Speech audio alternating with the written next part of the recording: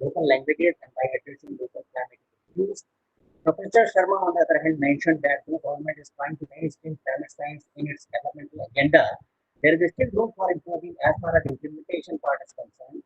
There is also a need to bring this science in school curriculum as well. Both the patterns agreed that unless we follow the lab to land approach, unless we educate the local community with respect to climate science knowledge, they believe we are failing in our duties to prepare them for a future climate disaster resilient society. Now, to start the technical session of this program, I feel myself privileged in getting the opportunity to introduce Honorable Dr. Akhilesh Gupta ji, who is advisor and head in the Department of Science and Technology, who is going to share today's technical session for us. Sir is MSc in Physics from Lucknow University and Tech from IIT Kanpur, PhD in Atmospheric Sciences from IIT Delhi. Sir worked in India Meteorological Department during 1985 to 1994 as a meteorologist and then joined National Center for Medium Range Weather Forecasting, EST, to work at various levels until 2006. Thereafter, became advisor and scientist. During 2007 sir has worked as advisor to the Union Minister for Science and Technology and Earth Sciences. Gupta also worked as head climate change programs at the UST and coordinated two very important national missions. The first one was National Mission for Sustaining the Himalayan Ecosystem. The other one was National Mission on Strategic Knowledge for Climate Change. Dr. Akhilesh Gupta worked as Secretary BBC also during November 2012 to November 2013. He has been a weather forecaster par excellence, published over 100 research papers on various national and international journals. He has also been managing editor of the Meteorological Society for 4 scale and has been author and editor of 3 books. Dr. Gupta received elite honoris causa from Jagadguru Rama Bhadracharya Handicap University in 2013. Dr. Gupta is also fellow of Indian National Academy of Engineering, fellow of Indian Meteorological Society, and honorary professor of the MIT University of Rajasthan. Such specialization includes practical cyclone prediction, weather forecasting, location-specific weather forecasts, including those for the mountainous regions, climate change, higher education sector, etc. We are honored with your benign presence, sir, and I will request you now to hand it right over the technical session. Over to you, sir.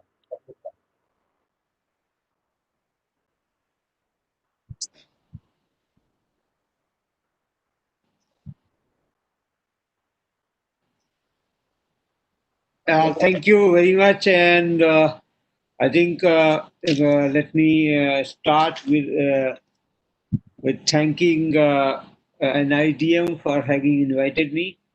So, Major General Vindal, Professor V.K. Sharma ji, distinguished panelists, consequent attendees, ladies and gentlemen, a very good morning to everybody. I think this is a subject which is, in fact, very important, and I must congratulate Professor Gupta for organizing this very important topic conference. And well, we have been talking about the natural disasters and its prediction, mitigation, and all those kind of components of disaster management. But the science communication of or dissemination of weather and climate information is basically the in fact it provides a kind of a big role in the process of disaster management. Let me give a figure that 2% of the GDP is lost every year due to natural disaster. And as per the estimate, nearly 10% of that can be saved if we do a good weather forecasting and warning. And of course, the more important role is that if we give better awareness to people of the country. If you there are in fact instead, I think Dr. Sharma has already mentioned that, in general, the public at large remain unaware of the jargons that we use and sometimes have no understanding as to how this thing happen. I'll give you an example. I work in cyclone warning at Chennai for several years, and I used to go for this campaigning to educate people. And I realized that people don't have clarity as to what is this tropical cyclone is. So very often they think that a tropical cyclone is like a missile. It will come and hit a person and destroy. They don't have the scale of the system in their mind. So a cyclone is 1,000 kilometer extent. So if it is crossing Vishakhapatnam, it will also impact the southern district of Ongole, Nellore, and also the northern districts of Odisha and West Bengal. That scale is not there in their mind. They think it is like, when a Met department says it is going to strike a place, they think, oh, they are safe because it is going to strike Vishakhapatnam. So I am sitting in Machilipatnam, I am safe. That is all wrong information that they have. Another very, and this is done by many journalists, very, I would say learned science journalists, right? Any kind of storm, severe storm, thunderstorm, or tornado hitting any place, they will say cyclone has come in that place. Now, there is a scale difference. There is a total impact difference between the cyclone and the tornado or the local severe storm. I think people, even journalists, they write, that such and such place cyclone has come. Another very common perception, and then this is among the parliamentarian. I have had, I think, interaction with the parliamentarian, was a part of there was a parliamentary committee on climate change. I made a presentation to them. Very common perception and prevalent, in fact, everywhere that, in India, in the Himalayan region, these glaciers are receding and we are shortly going to have no water in our river. True that glaciers are receding. True that it might make some impact. But the scale of that impact is much lower than the perceived idea. I'll give you an idea. 97% of the glaciers in the Indian Himalayan region have area less than 2 kilometers, 2 square kilometer. That's the 97% of these glaciers are there. Only 3% of the glaciers have area larger than.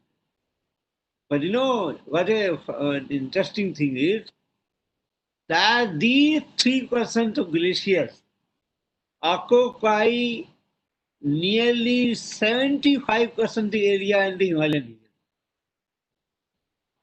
region. Glaciers are receding, no doubt about it. But there are all those small sized glaciers, that one whose magnitude or area magnitude is less than 2 kilometers square. Large glaciers are not receding as rapidly as it is being projected.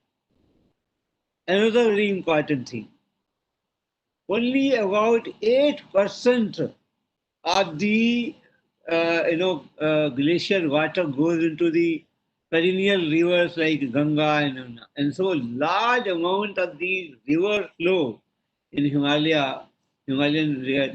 rivers originating from Himalaya from the fresh snow and not from the permanent. So these are all misconceptions that people have. I think, and we are to be blamed that we are not able to, tell people, anything. Uh, I think what a irony we have in India that I don't know how many people have seen the report brought out by the National Geographic and Globoscan some time back, saying that India and Brazil are occupying number one position in terms of sustainability. In all the components, 75 parameters that were chosen to assess 19 countries, including US and others, found that India is, at the top in the world in terms of sustainability, and the US is at the bottom, worst among all.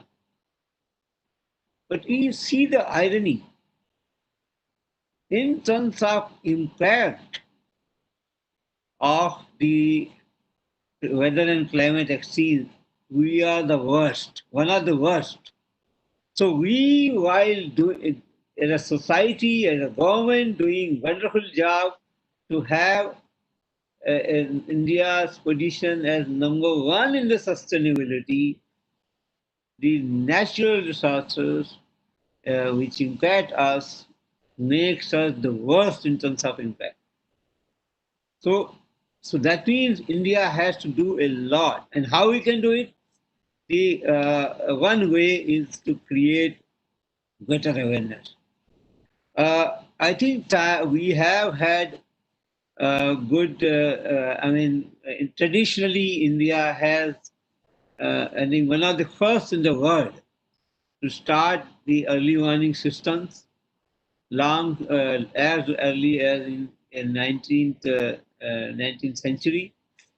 And the India Meteorological Department has done tremendous work in this area, especially in the area of cyclone warning. We are, leader in the world. But I think the time has come that we need to work on multi-hazard warning system, and this is doable.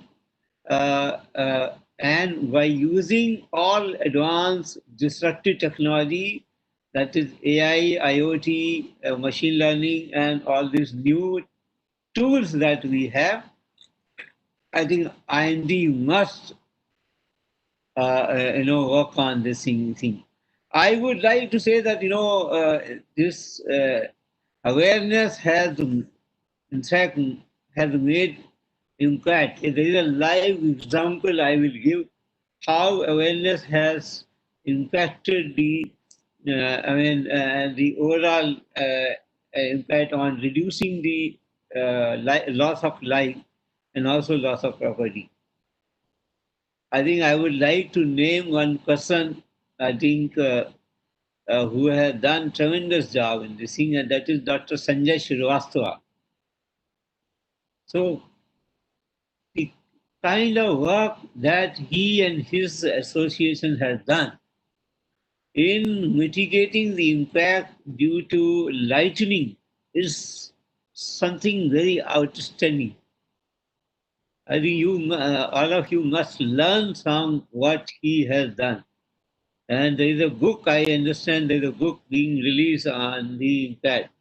So, very common thing that he has done, small little thing that makes difference, awareness for. Just one example. People think that there is a thunderstorm taking place in a village. People think that, just go and take shelter beneath a tree. That will save. Actually, it is just other way around. So the trees are the first victim. The lightning will fall on trees, and the people will die who are taking shelter beneath it. So these small little awareness, tips will make a lot of difference. It has made a difference, and I compliment him. I think I would like to mention that also there is a high time. And government, I am part of the government, but I say with conviction, and this is, of course, in my personal capacity, I would say. Now, here's the time that for this to do, the government must join hand with the private NGOs and the civil society organizations. Government alone cannot do it. It is not possible for government to do it. I think NGOs and civil society organizations are doing wonderful work. We must take help on them. It is a win-win situation for all of us.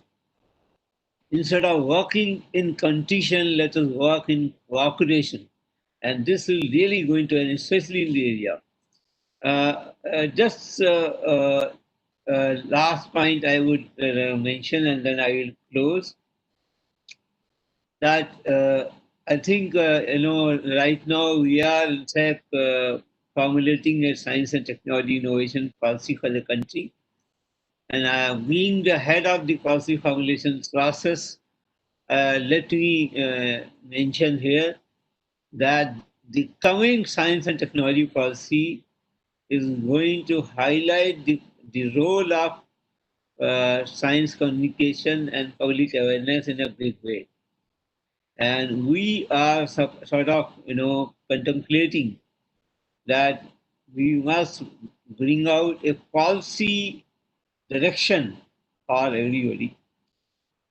And so we are likely to introduce, I don't know what is the final thing, but we are likely to introduce a policy prescription that every entity in government should have a public awareness wing. This is not just to address disaster, but for overall science communication, there is a need for so the relevance and importance of science communication is going to be highlighted in this policy. With that, I thank once again NIDM for having invited me. I have another meeting to attend, so I would please be excused for leaving the meeting in between. And once again, I thank Major General Grindal for having invited me and everybody else for listening to me. Thank you very much. Thank you so much, sir, for sharing informations with us. I would like to request Dr. Bhan to share his expertise with us on the theme of today's course. Dr. Bhan has joined a meteorologist in the year 90 and has been working in the department in different capacities, fields of operation, forecasting, human resource development, and applications such as agrometeorology, hydrometeorology, power and health sector applications. He established the location weather information and forecast system in the country during the Commonwealth Games 2010 New Delhi. He was instrumental in establishing weather services for power sector and a countrywide heat health early warning system in India through multi-stakeholder interactions. He has more than 80 research papers in peer-reviewed national and international journals and has authored a book and has also presented more than 20 papers in various national and international symposium in India and abroad. Three of his papers have won the Best Paper Award. He was also awarded the Certificate of Merit by Ministry of Earth Sciences, Government in 2014 for his significant contributions in the field. Ado, I will call Dr. S.C. Bhan, sir. Kindly proceed. Over to you, sir. Good morning. Am I audible, Professor Gupta? Yes, you are audible. Thank you. Thank you. Major General Bindal, ED NIDM, esteemed Professor V.K. Sharma, BC Sikkim, SDMA, Session Chair, Dr. Akhilesh, Head Supplies and Climate Change Programs of DST, Professor Gupta, organizer of the program, my fellow panelists and distinguished participants. At the outset, let me also join others in thanking NIDM in organizing a very topical discussion today. And though I was not given a specific topic to speak on during this program, but I think I have chosen the right one as the. Can I share my screen, Tinless? Can you enable me? Yes, sir, you can share. I We have the authority, sir. am not able to do that. If I go to screen share and share कहाँ से Share करना है बता content दीजिए parts. Share yeah, share content is there. where I can see it in the lower panel in the middle. When I click it, it is not accepting. Can you check at your end because you are the administrator? yes you have to allow I think you have to allow me. it's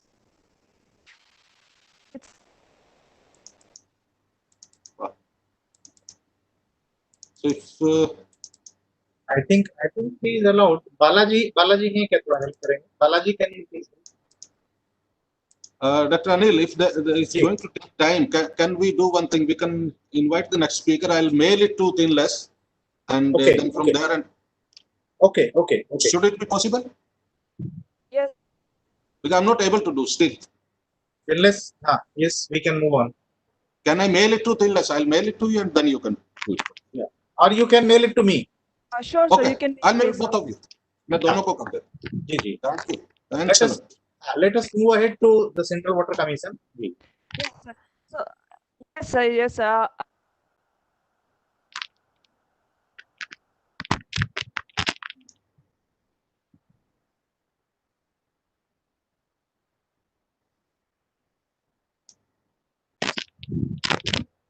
Sir. Over to you, sir. yes sir.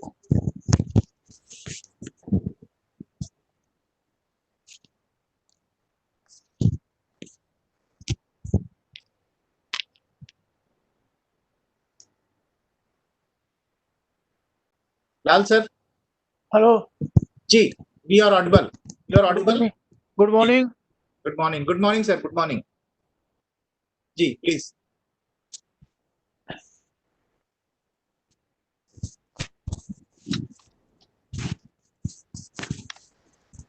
Now, basically, this climate science webinar being organized by NIDM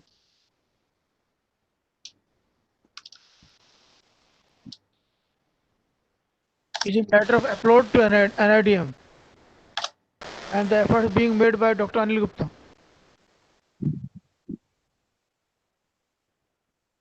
Basically, climate information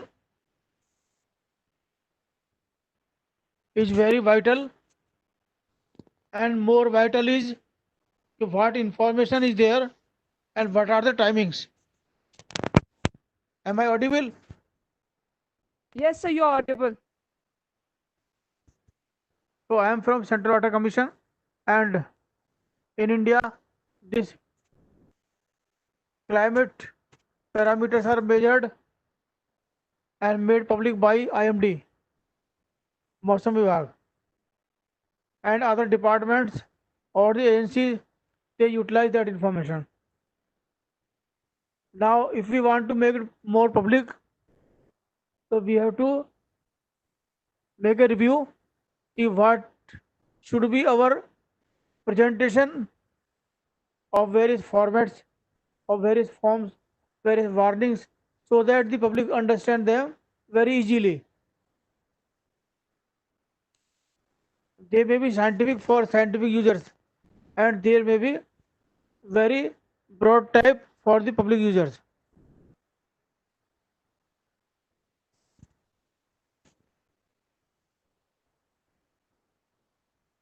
See this, when we are talking about the climate change, that means everything has become uncertain. There are more uncertainties added nowadays. When the uncertainties are more, we have to be more prepared to combat the risk. Therefore, we have to prepare our entire population to meet the challenge. And that preparation we can start right from the school days. So we popularize the climate science and introduce various programs in the curriculars of the schools so that our young students they develop the interest and then they take the challenge when they are grown up.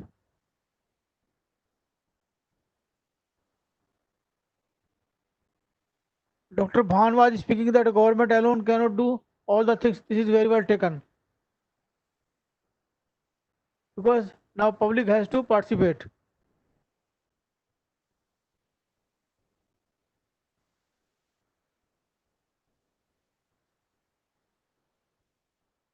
So we have to think of creating more awareness and awareness in the form which is acceptable and understandable by the public.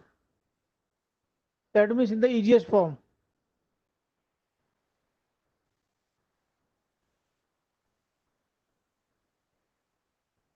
See, Indian geography, we have got a very typical terrain. We are having floods at one hand and we are having droughts on the other hand. So we have to deal them very carefully and in a very scientific manner.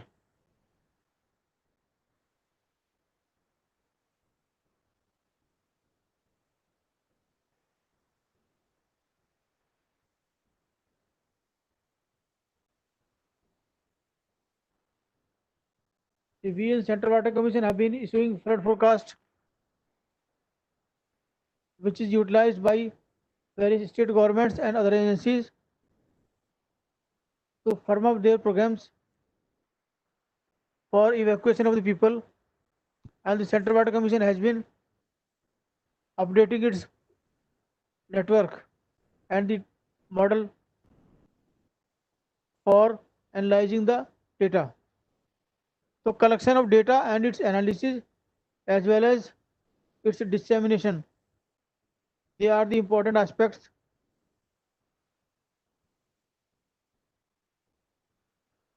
And I would only convey that whatever modernization we are having, we should have the public or the people's participation in a larger manner.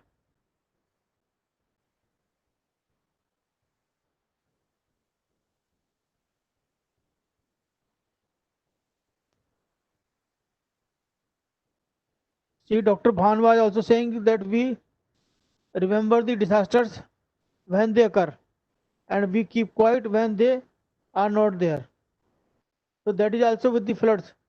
So we just try to explore about floods in the month of July when the water is there and we see news in the TV.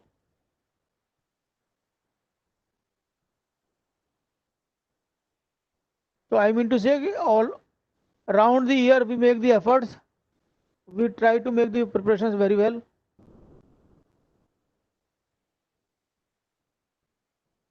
Our capacity building with the state government officers is also a must.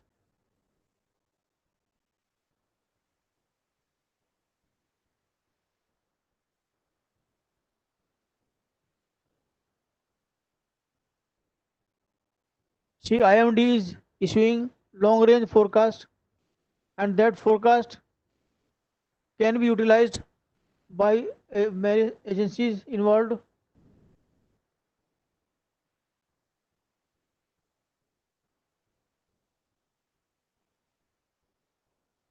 and we can have proper coordinated efforts with the IMD also.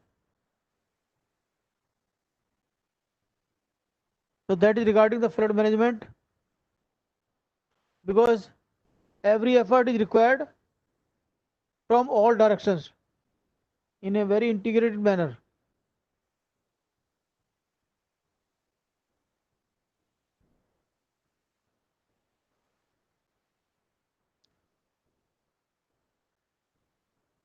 My department, Central Water Commission, is having more than 300 flood forecasting stations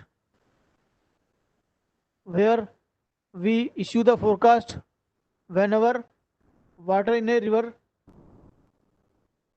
reaches or exceeds a well-defined warning level, and we are adding value to our forecast systems. Central Water Commission is also going for inundation forecasting, which will be easily understood by the public because it will give information about a specific area which is likely to be submerged.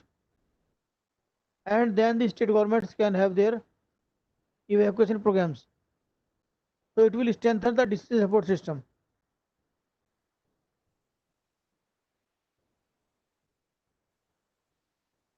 Along with this, I think we also need to take a relook over the constitutional provisions where it is mentioned that flood management is a state responsibility.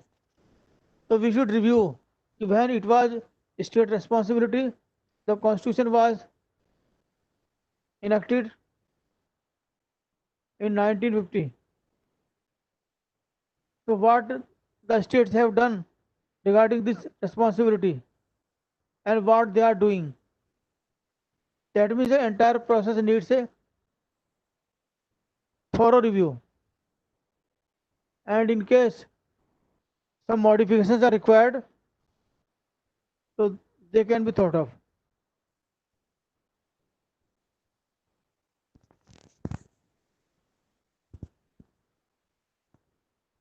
See, nowadays the season for floods has started. I will also say that adaptation to floods should be seen as one of the measures. Because what is happening, we see a lot of encroachment in the way of the rivers. Whenever heavy water comes, it carries away all those attachments which are inside the river. The Central Water Commission way back in 1975 had circulated the flood plain zoning bill, which is yet to be implemented by the state governments. Under this bill, the flood plains are to be zoned as per the degree of the flood, and then different various type of the buildings can be planned there so that the risk is minimized. In the very flood plains, we can thought of houses which are on stilts so that the river water is passed very easily below them, and their ground floor remains vacant.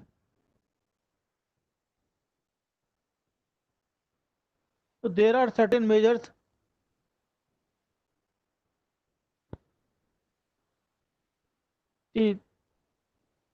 for flood management. This structural and non-structural measures are already listed, but the emphasis so far has been on the structural measures,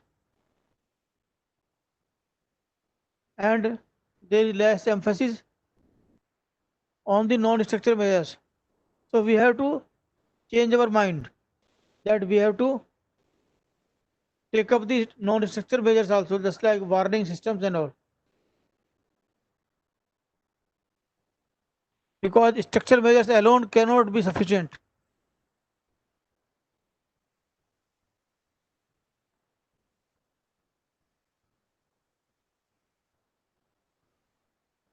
So it is my just word that an integrated approach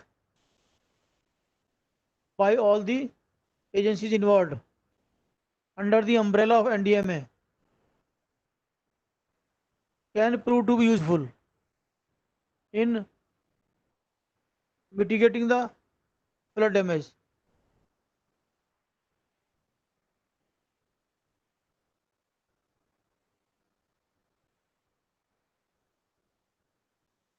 And a robust systems for analysis and data collection of the climate changes is also a must.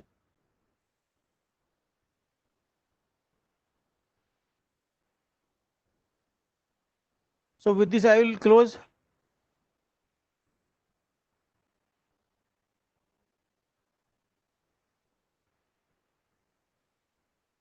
Thank you, Professor Anil Gupta, for inviting me. Thank you. Now we can move to Dr. Bhanu. Yes, Yeah, yes, Yes. please, Uh, Tilas, can you, yes, I will listen now. Yeah, Anil, can I start? sir, Active? answer. Yeah. Yeah. Yes, sir. Can you bring the Okay, you are now the president. It seems you have now enabled me. Okay, okay, Tilas. I think now I'm okay. enabled. Yes.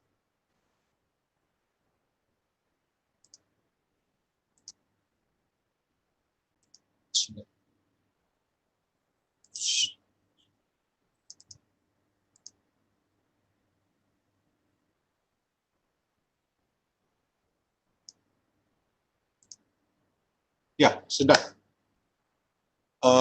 Good morning again, and thank you, NIDM. I've kept the topic for today's very relevant webinar on climate science popularization for public safety. So well thought of by Professor Anil Gupta. And the topic I have kept for myself, the user awareness in climate science for public safety. And to be lucky on my part, all the opening panelists, the esteemed panel in, comprising of Professor Sharma, Dr. Claes, and the ED, Professor Major General M.K. Bansal, VSM, all three highlighted the importance how the awareness in the field of weather and climate sciences can help in public safety, can help make the economy better. So we go from here, and broadly we would discuss today the weather and climate services being provided by IMD in very brief. What are the climate information needed for public safety, how the hazards and impacts are increasing, and the awareness. Why do we need it? How and when, and for whom and by whom? And some of the recent efforts are being done towards increasing the awareness among the public. And these are the services of the India Meteorological Department.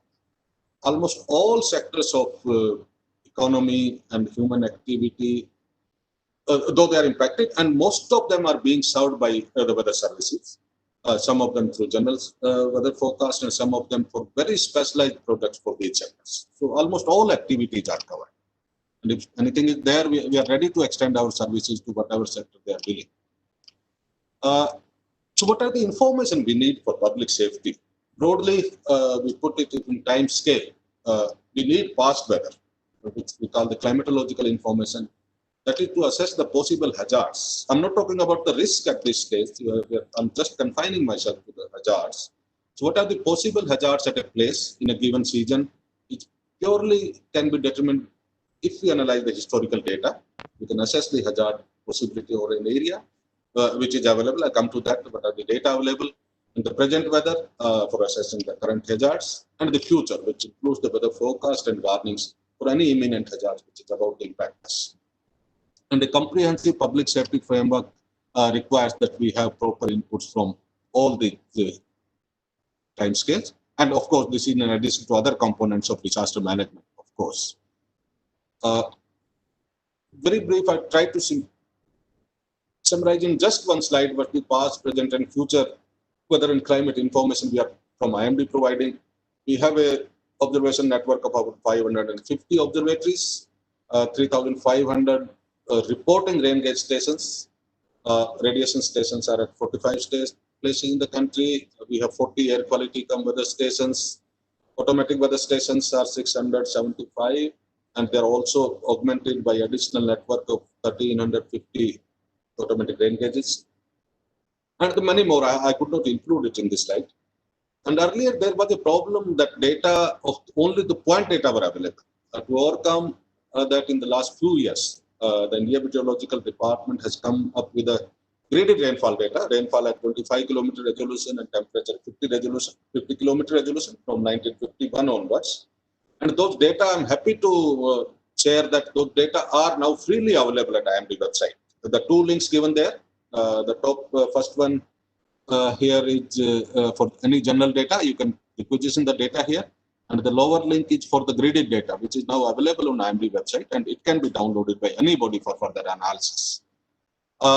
We make the current weather data available at 3-hour interval of some of the observatories and half-hourly interval for some others, from surface observatories and airport met offices, automatic weather stations and ARGs. And the satellite and Doppler weather radars, we provide data at every 15 and 10 minutes. That is the time frequency we provide the data. And the spectrum of weather forecast includes the forecast from sub-city scale to regional scale in spatial matters, and from a few hours ahead to the seasonal forecast in the time scales are provided by IMD. And it is these forecasts and warnings which play an important role in the immediate actions to be taken for any public safety.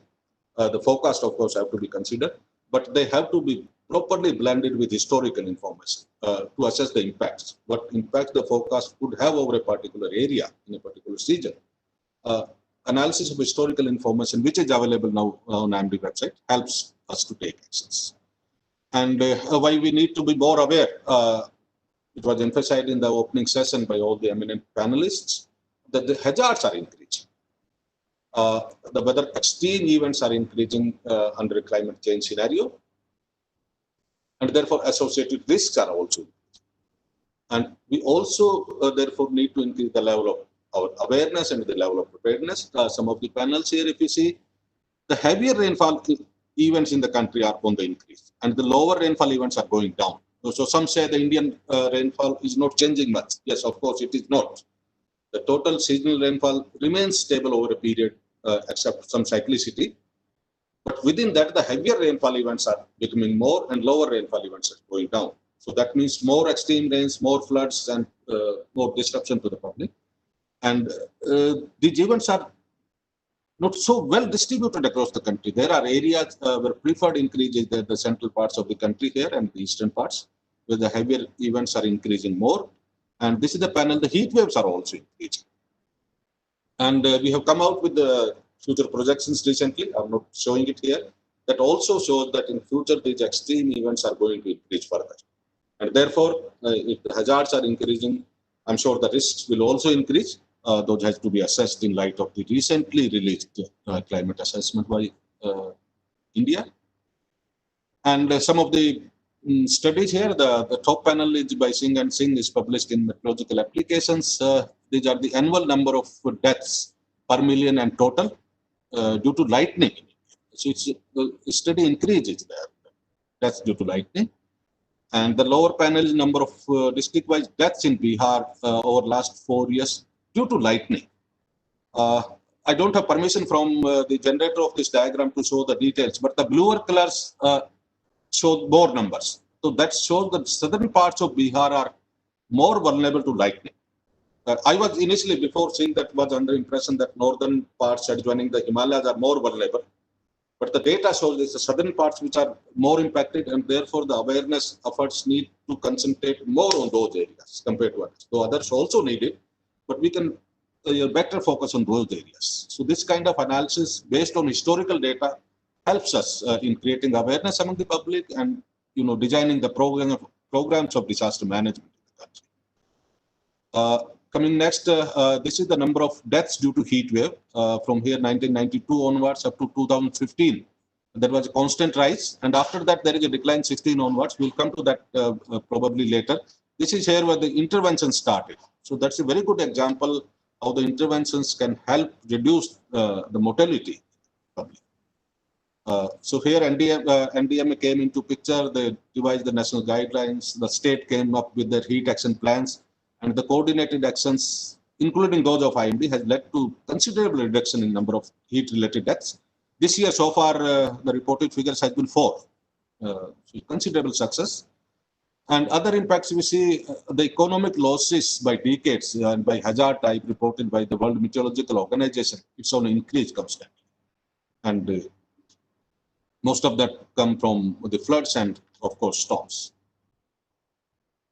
And in terms of the impacts and the costs, this is one of the data for the United States, which compiled the 273 weather and climate disasters since 1980, each having a cost exceeding $1 billion. This does not include the smaller hazards. And if you see the decadal from 1980 to 89, then 90 to 99, with every decade the number of deaths are increasing, the costs are increasing. And last 5 years, it's even much more than that. I really do not have this kind of numbers for India at the moment, but we can safely assume the trend would be similar. So we need to enhance our efforts towards educating the public more, making them more aware of the impacts and what are actions to be taken by them. That emphasizes the need for greater awareness, on which NIDM is emphasizing upon. And awareness, of course, we all know is a basis for public safety. And it is one of the, during entire awareness program, weather and climate, it's one input among the many, which also includes all the stakeholders, because the stakes are varying with the stakeholders. The complexities of coordination will be there with, if you have the multiple stakeholders, and there are added stressors and varying stressors. Climate variability is increasing. So every year, the awareness may have to include something new. Local vulnerability is increasing because of new structures coming up, and maybe if the operating procedures and policies are going to change over time. So the awareness has to include these aspects also, and it has to be a continued process. And in the awareness portion of weather and climate, we have also to see weather and climate as a natural resource, which can be taken benefit of. So we need the seasonal characterization of a place, which has been done thoroughly by IMD, and these characterizations are available freely. And the different sectors of economy have to plan their operations accordingly and take advantages of the better weather if it prevails in the forecast. And for publics, coming to public safety, it's awareness of severe weather events which needs to be taken. When do the events normally occur in my area? What are the areas like we see in Bihar, where do they occur more frequently and with more severity? And what are the events which would impact an area? That would include thunderstorms, lightning, hail, cyclonic storms, flooding, flash floods, heat and cold. So the characterization of the severe weather events over an area is important. And of course, the forecast and warnings. They have to be updated. They have to be contextual. We are making contextual for different users. And since from last year in a small manner and this year in better coordinated manner, we have made the warnings particularly impact-based in discussion with NDMA and some of the states. We also convey the possible impacts that the forecast and warnings could have on different sectors and what actions the public is required to take. Though at finer scale, the states can further add to these. And who are the stakeholders in the awareness program? The intermediaries, which play very important, which includes the planners, the government sector, the disaster management sector entirely, including a lead institute like NIDM, the NDMA, SDMAs, the non-governmental organizations and self-help groups, and educational institutes. I'll come in bit detail into that. They have tremendous role to play in creating awareness. The media has to be made more aware. The media reporting has increased tremendously. Most of the reporting, I feel, is done after the disaster has happened. Educating the users about the imminent hazards and the possible actions to be taken to avoid that. That part is not so well taken up by media, except in some cases like cyclones. So media needs to be further made aware of. And of course, the end users. It has to be public at the individual level, at the community level, and the different businesses and activities. They have to be made aware of the impacts and actions to be taken by them. And what we need to convey, what are the forecasts? We have to make them aware about where do they get the forecast, their availability, their frequency, their validity, how the forecast is. It's very important to know the validity of the forecast and its update cycle. Because forecasts normally what they say are perishable products. They should be consumed fresh. We should not be using old forecasts. So users have to be made aware of the update cycles and validity and severity associated with the warnings. They have to be conveyed the risks and impacts along with the warnings so that they can take the actions of developing emergency plans and executing those plans for individuals, for community, and for businesses. And who does the awareness? The National Weather Service? Yes, it does. The India Meteorological Department, but is it alone enough? I honestly feel it is not. Other organizations of the country have to come in, and some of them are already there. The disaster management setup of the country, including NDMA, NIDM. It's not written there, but of course it's implied for any human resource development. The lead agency, the center of excellence in the country is NIDM. The state disaster management authorities, district authorities, and some of the states, one or two, have even block level DDMs. They are participating in that. The user agency and the departments, of course, have to chip in for creating awareness. Educational institutes, the tremendous role, NGOs and self-help groups. Some of the current efforts which we have put in place in IMD recently to make the forecasting practice, particularly the warnings. We have initiated a system of conveying the impacts associated with different severe weather events and what are the actions to be taken. Social media is being made use of in case of alerts, and now we have started producing a weekly weather video where we give the details of last week's weather and the weather in the following weeks. It's available on ANVI website and other social media platforms. And we do pre-consultation, pre-season consultations with various stakeholders at national and also at the state levels on what is the system of weather forecast we have that includes again dissemination mechanism and what could be the possible severe weather events in the area during coming season. We organize periodic user workshops at the state levels with different user groups. Farmers awareness programs are organized in some of the cases up to village level. That's where we have been able to reach the grassroots level. And then we produce some films and pamphlets and ambient activities. The fundings from, because finance is an important part and some of the discussions are held around that who would fund what. So funding for farmers awareness programs and users workshop is provided by IMD. And the Ministry of Earth Sciences also provisions for providing funds if we want to go for an awareness program and outreach program under their capacity building program. And this, the bottom is given the website from where we can access the website of MOS. And some of the users can take benefit of that efforts. And these are some of the pictures of farmers awareness program created right up to village level. And this is the data right now I have from 1st June to 15th of May. 1,453 programs were organized across the country. I think it's a good number given that about 40% of the period fall in the pandemic period. So it's a part of our program for making farmers awareness of the use of weather forecast and information agriculture. But because farmers safety is an integral part of overall farmers welfare program, so awareness on extreme weather events and their impacts and safety of the farmers is also created through these programs. And this program, the numbers are very impressive if you see the pandemic also.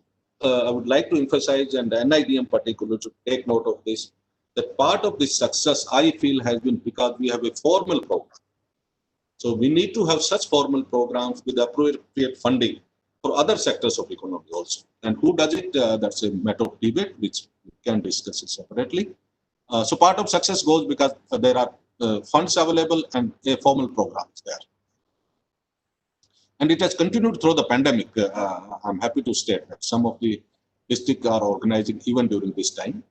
And the apps of Damini and Meghdut, which help in public safety, are popularized through these programs.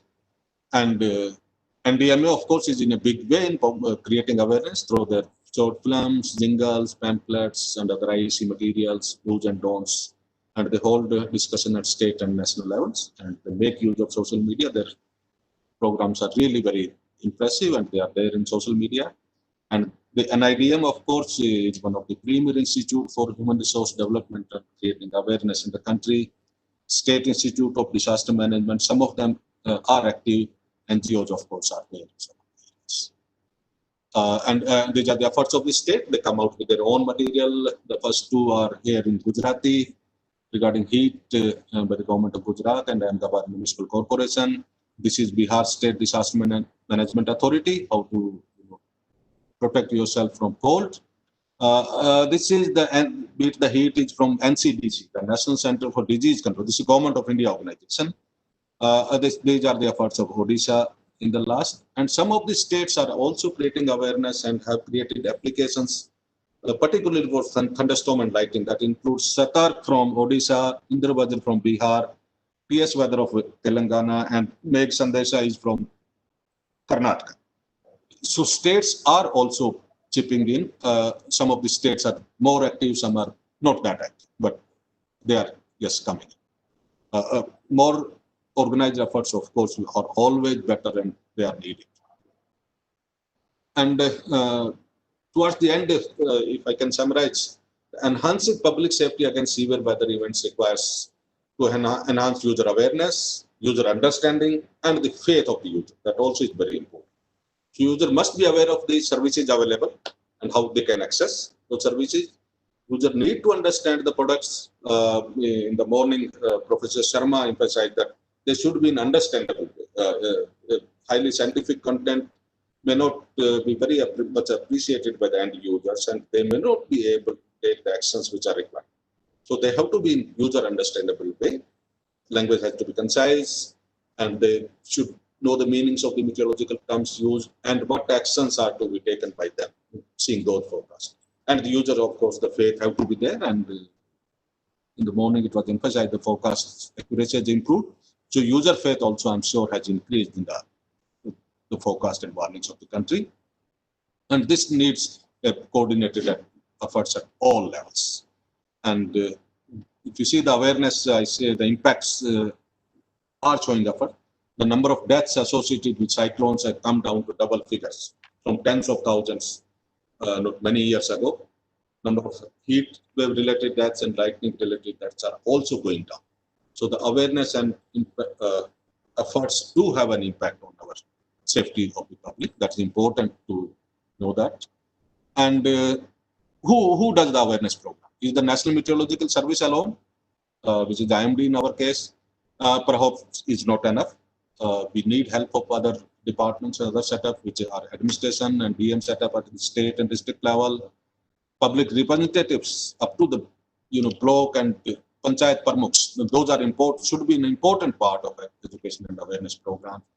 Academic systems, though the NCERT at different levels have some components of disaster management and meteorology, but we further need a actionable input into academic system, what to be done on what. They are more on awareness and what I could guess, less on the actions. So they need to be looked into again. NGOs, of course, have to chip in, and media, as I told, media has to be made aware of making their program more contextual. So that awareness program has also to be considered for media. And we have to piggyback upon other programs of the government.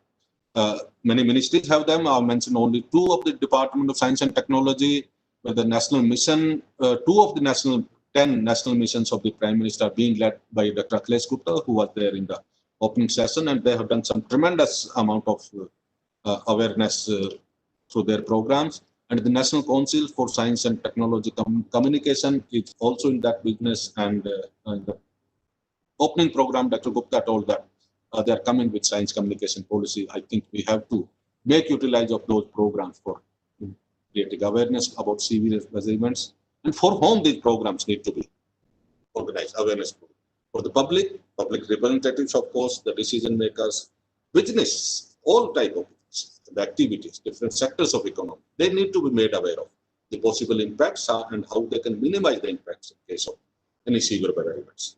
And all levels and streams of education, starting from primary level, including the Anganwadis. If we can train the teacher and the children, I think they will take the education back home, and many more can be trained through them. Medical education and hospital administration system. The National Program of Climate Change and Human Health now has a component climate resilient hospital system. But I had to look into that. It's more concentrated towards the greening of the buildings and climate resilience, that kind of climate resilience. That, of course, is important. But preparing our hospital system for any imminent disaster which is expected in that area in terms of infrastructure, in terms of manpower, is important. That has to be part of national awareness. And over the last 2 days, after Dr. Gupta gave me this responsibility, through the internet, I tried to search how much disaster management, particularly hydrometeorological disasters, are included in the curricula of our medical sciences. I did not find much on the Medical Council of India and individual medical colleges curriculum. That I very strongly feel they need to be educated, because they are among the first of the responders in case of any climate disaster. So they need to be made more aware of, formally and informally in both ways. I think I will stop here. I have given some of thoughts. We can hold a different discussion on all these aspects. With I request Professor Gupta to kindly consider for any future.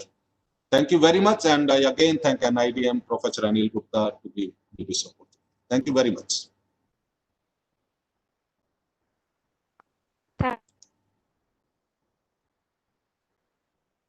Presentation and highlighting IMD and operations and those efforts of popularization of climate extreme weather events.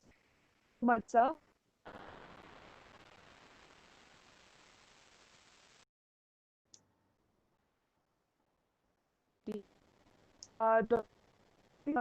Research issue in climate change, development and water resources. She has a master's and ecology and environment. दिनलेस आपकी आवाज नहीं आ रही clear.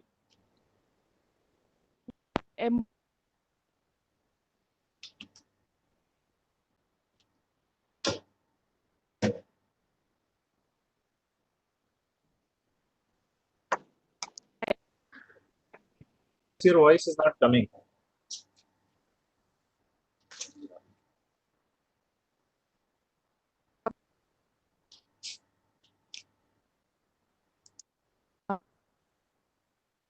Unless your voice is not coming.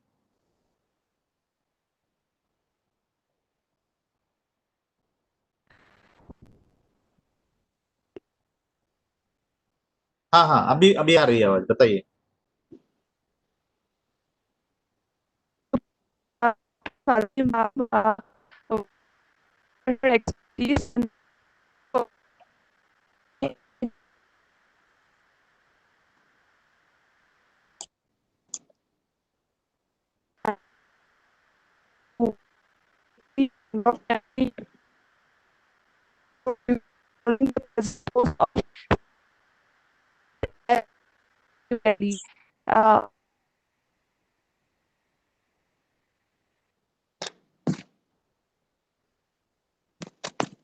Over to Swati. Swati ji.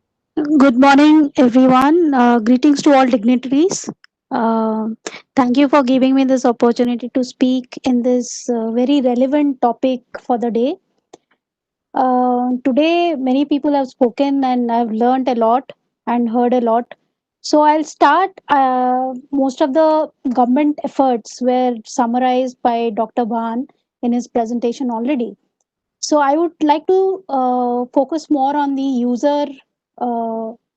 What would be the user approach, like how to popularize within the population in India.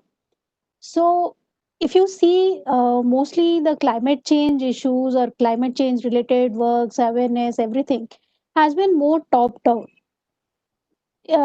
Basically it has not basically the government things, and we try to do awareness programs, create apps, and we try people to be more aware and they start using. We expect that information is generated from the top, and then we try to disseminate it across the society, the users, the people who are staying in more hazard prone areas. Like we give yearly warnings, yearly warning and all that, and we have achieved a great, but a lot of things. But it is more, it's more a top down approach where we enforce things on people. We want them to do, to listen to us, to, without without really understanding maybe sometimes. So rightly pointed by Dr. Van, we need to create more user awareness, user understanding and user faith. These three are going to be the main components if we want to popularize climate science in the masses in India. So if you see some of the good environmental movements which have been very popular, like say for instance the Chipko movement, which was for conservation of forests, it was started by the people, it was initiated by the people, which made it more more, they had ownership of the entire program of the movement. So presently if you see certain things like for air pollution for instance, we have introduced odd and even schemes. Now in that, uh, am I audible? Hello? Yes, Hello? Swati. Yes, yes, you're Yes. audible. Yes. Yes. So when we think, when we try to say, for instance, introduce a odd and even scheme, which is aimed to address at reducing air pollution, we often see a lot of people objecting to it. So if you really realize that it's not the effort by the government or the people as such, but people are not taking the ownership of whatever programs we are doing for climate change, reducing air pollution or addressing GHG emissions. It's more of a enforcement. It's like they're forced to do certain things. But instead, we have to move towards enabling people to take these efforts on their own. There should be their own initiatives. Why can't they themselves, when it is having heavy air pollution we are all facing, why can't people opt not to take the car but instead walk? So somewhere we have to start the process of enabling people rather than trying to enforce things. Secondly, because we are having more a government based approach, we are also not seeing much innovations in terms of collecting data or disseminating climate data. So if there was this program which was launched after 2015 COP21, the Paris Agreement, when it was adopted, one small program called CREW, which is basically climate risk and yearly warning systems. And it was basically the least developed countries around the world were given funding to develop their own yearly warning systems and dissemination systems. So given the funding, a small amount of funding was given to them, and they were able to innovate a lot of things. Like for instance, in Afghanistan, they use 3D printers as modified 3D printers to collect climate data. The similar way in Republic of Niger, they women formed a self-help group where they helped in dissemination of yearly warning systems, yearly warning messages, which reduced a lot of risk among the communities. Similarly, if you see, we need to engage citizens more. For instance, if you see, there is something called a Earth Day, which was celebrated in 1970. It started as a movement, but later on, today, as of now, it has created more interactive data crunching projects, which enables people all across the world to collect data and to comment on their own local environment. For instance, they have two such projects. One is on plastics, like how the plastics are being sent across and how is it distributed across the countries, and also about air pollution. So such things would also involve the public more. It will engage people more, and we can also at the same time increase our base. India is a big country. We everywhere we cannot set up climate all stations, weather stations. So somewhere we have to decentralize, and somewhere you have to give it back to people, to have more participation, to have more involvement and more engagement. So this in India also we have a lot of citizen journalists, and who are the first, actually you get the first pictures of any disasters over the social media, which are being shared by citizens themselves. So that kind of thing can be formalized, channelized, to bring out a better science popularization that can be used as a means to popularize science better. Secondly, when it comes to yearly warning, we have seen yearly warning being very successful. Say, for instance, in Odisha, take the case of Odisha, where people do comply to yearly warnings. They respond easily to evacuations, which is not so common in developed countries like in Australia or UK. That is because they themselves are staying in that, and they are aware. So it's basically they understand the issues that will come forth if they are not adhering to the early warnings. So, but somewhere we need to still simplify our communications in climate change. Like how Dr. Akhilesh Gupta also pointed out, that the science communication has to be simplified, as well as there has to be a standard protocol of how you communicate. We tend to use more jargons, which needs to be more user friendly.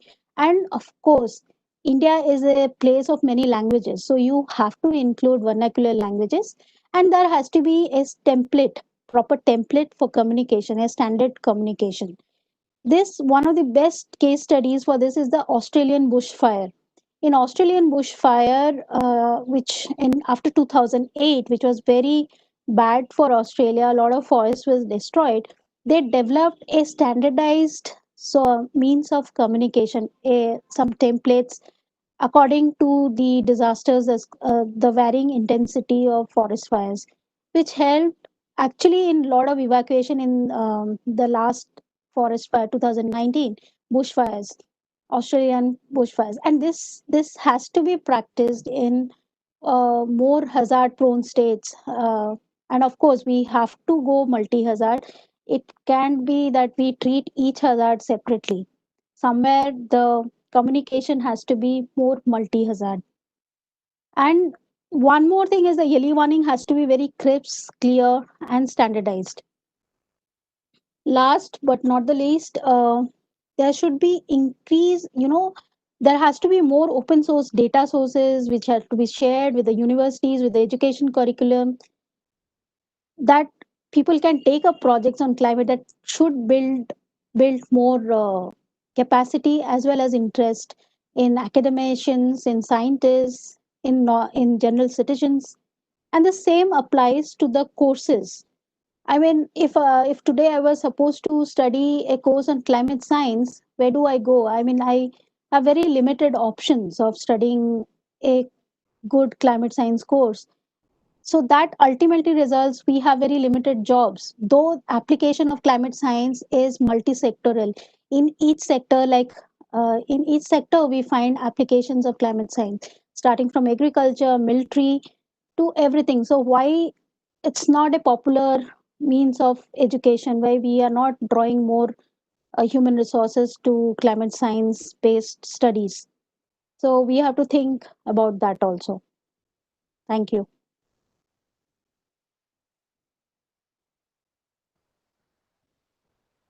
Thank you so much, ma'am, for sharing.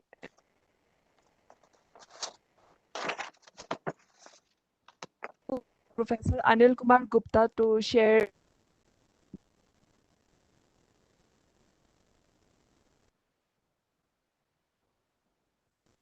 Thank you, Thinless. Someone has to allow me to present. I'm not allowed to present. I have to be enabled for presentation. Yes. Now I think I can share the content.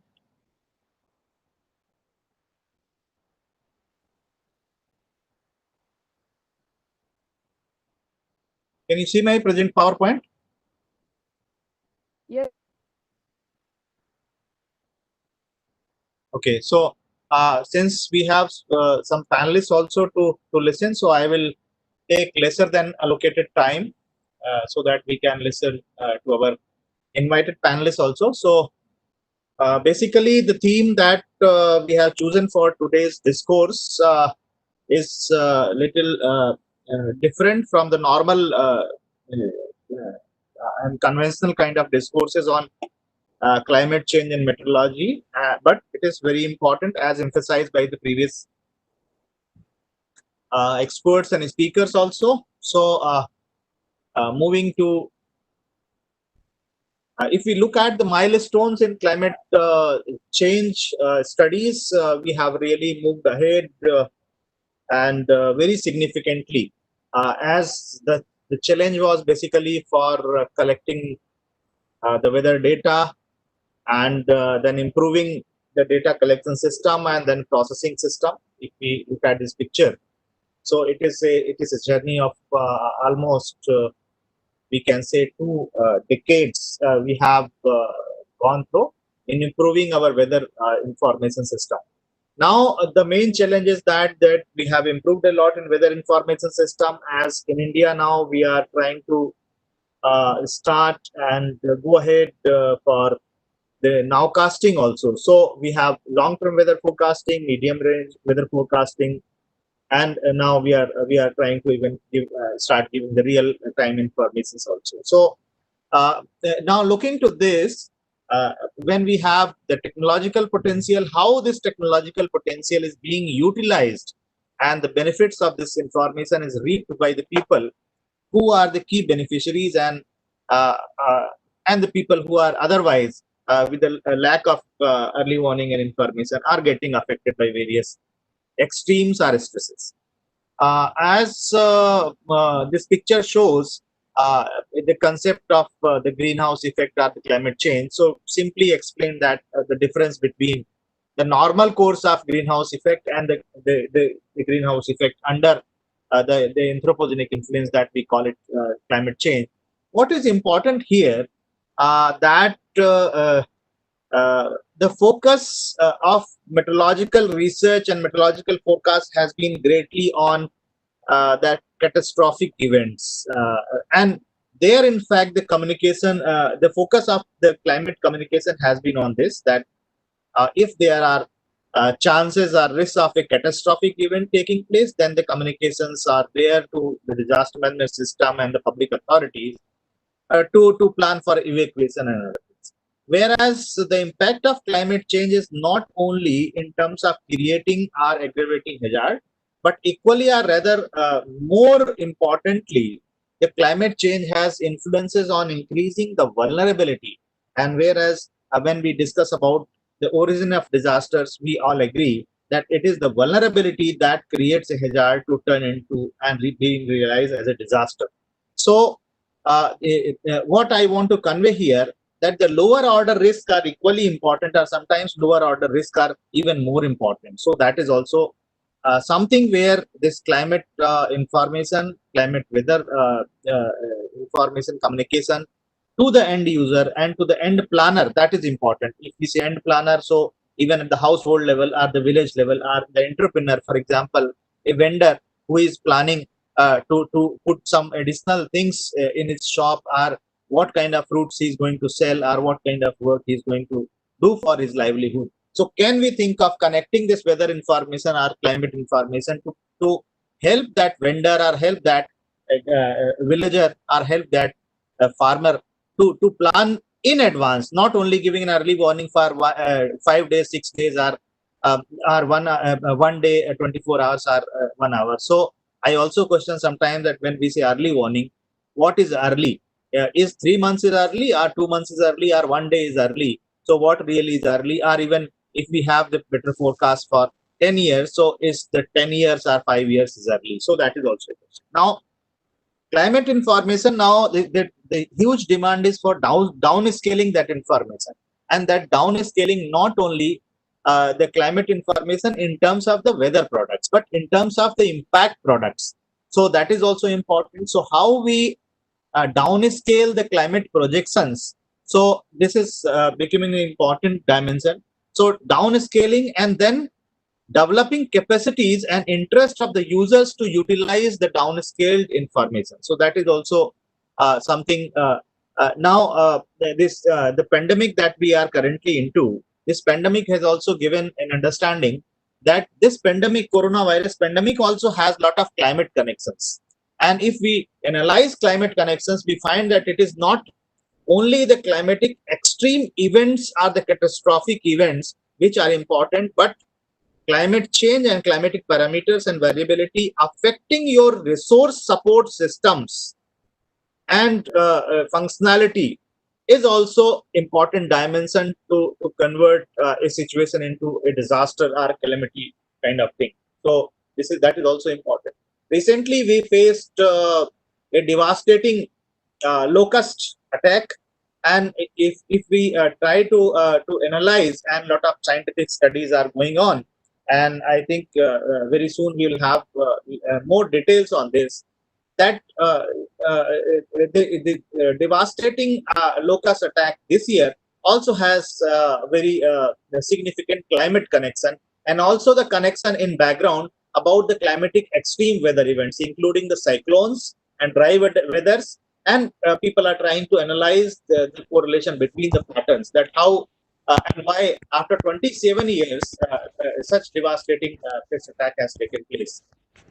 Now, if we look at the recent publications, also, I'm just quoting one publication, that there are number of good publications coming out on understanding the local phenomenon and local implications of geographical and ecological features on weather systems, and then looking into the anomalies. So if we look at this picture shows even the significant aberrations are the increases and decreases in the 3 days heavy rainfall events, are 1 day heavy rainfall events, and we find that the forecast is indicating some serious level of things. It is also projecting 2020 to 59, and then 2060 to 2099. So almost next 80 years information we have.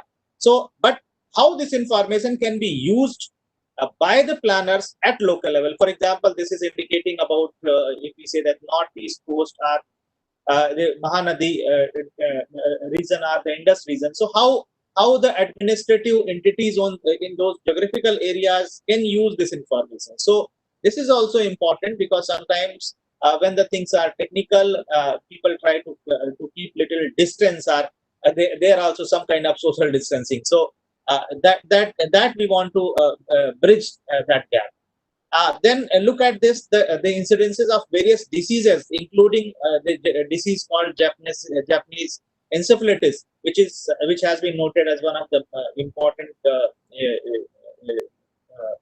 thing for the health sector resilience in our country also.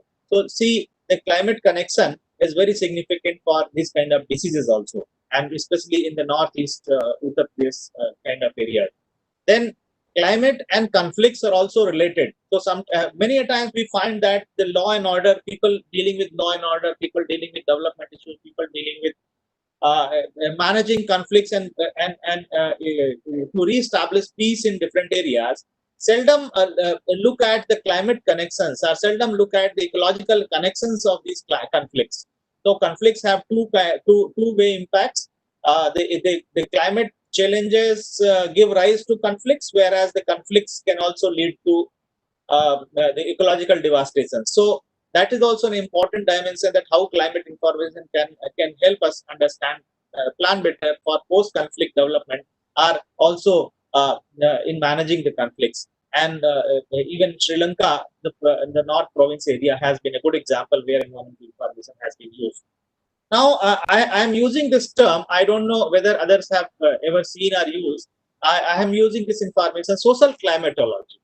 So I think we have to transform and bring a change in the meteorological study and the science of climate, and we have to think of a new discipline of social climatology, where the climate information coming from the top, from the scientists, from the climate projection models, and then also the feedback coming from the ground by the people, by the users. So how to bring the convergence top down and bottom up. So I think that two-way feedback mechanism can also help improve better utilization of climate and weather information system. So this is also what I wanted to say.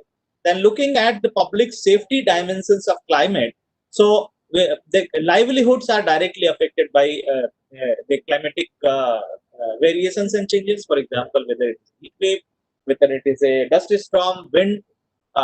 Then so even when we talk of livelihood, usually we had some good studies about the livelihood getting affected when the livelihoods are in organized sector. For example, we can discuss. We have some good publications about the people who are into the farming sector or who are into some specific sector, fisheries sector. But people who are like vendors, people who are like daily wagers, people who are like migrant laborers, people who are into a range of unorganized sectors, how their life and livelihoods are affected by the climate variability and climate change, and then these weather events.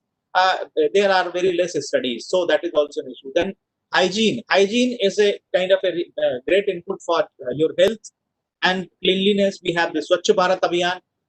Can we think of that? What are the connections between the climatic events or climatic changes with the decomposition patterns of the garbage, and with the treatment facilities, and with the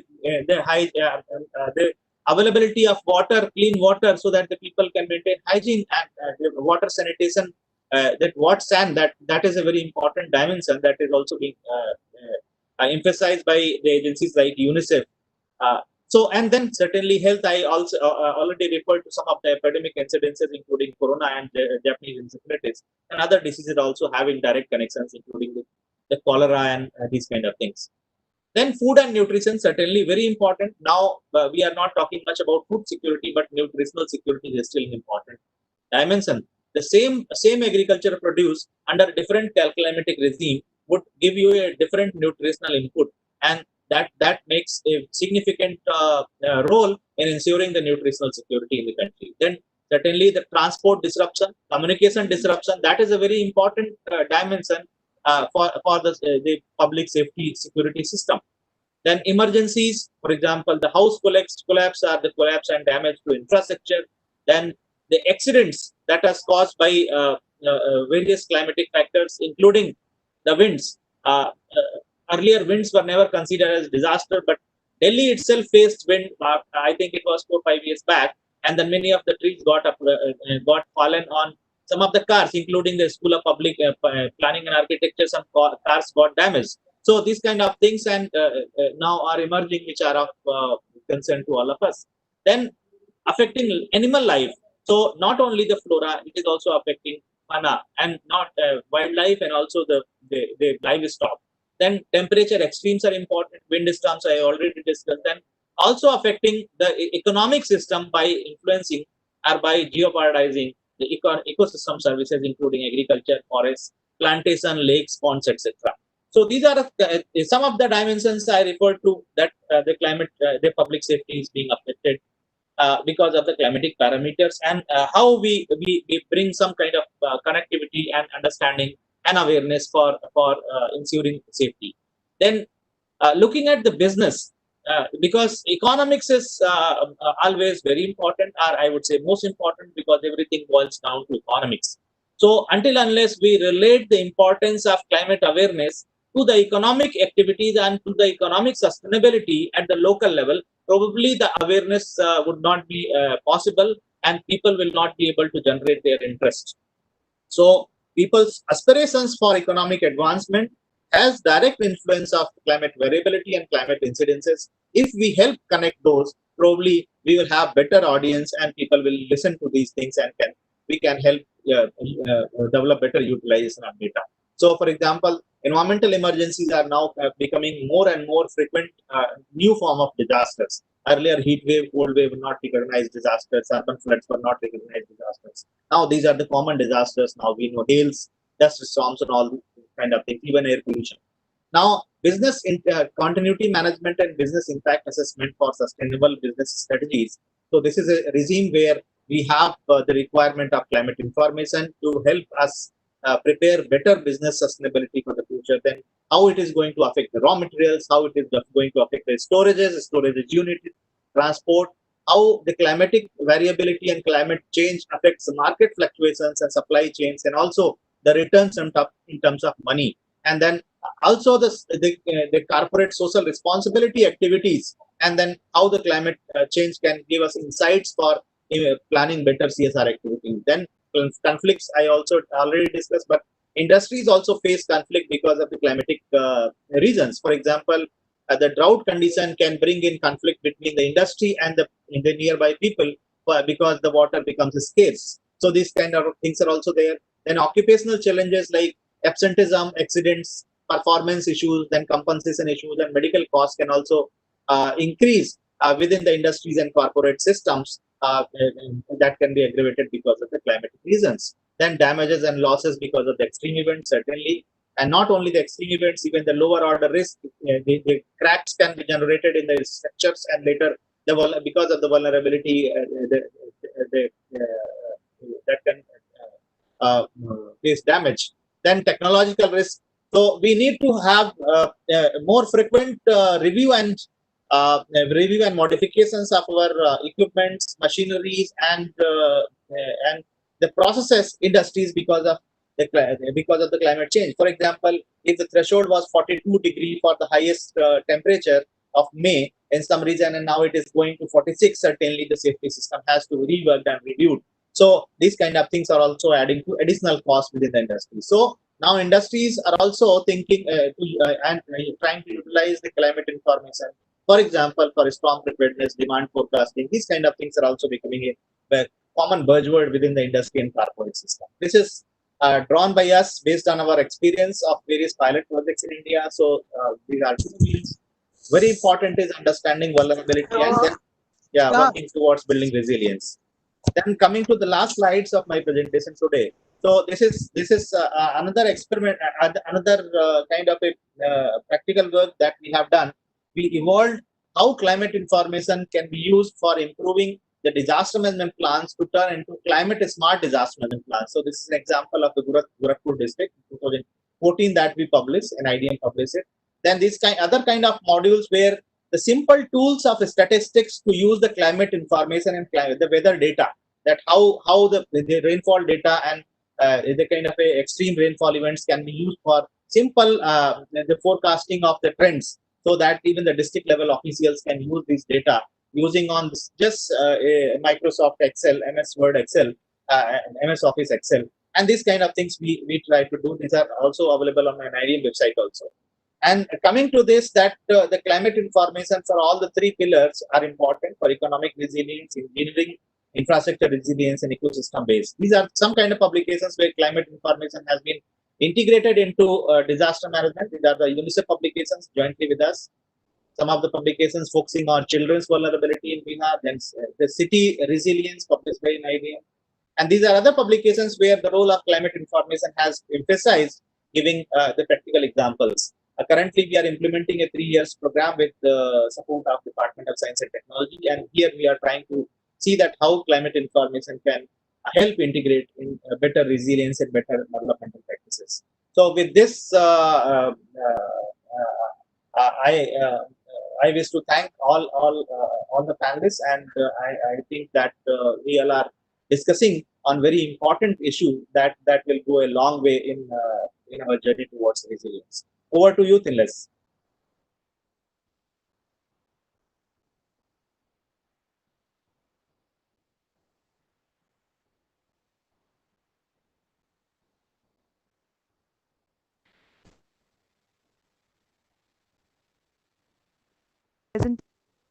Now we have a round of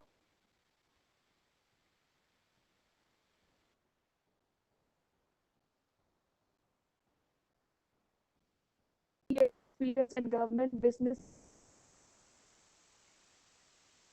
from expert and entrepreneurship development, civil service to banking finance to management functions. He held chief executive in MNC in Africa, in and top management role in international and donor agencies. His contribution is acknowledged by the Best Practice Award for Social Housing and nomination for the Humphrey Fellowship and Raymond Marx Award. He made very like Foundation for Ecological Security, ERMA,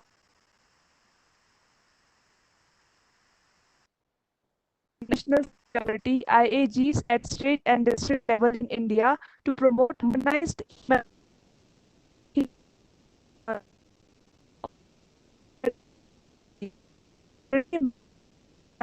the social business and guided ecosystem. From this social development incubate this and United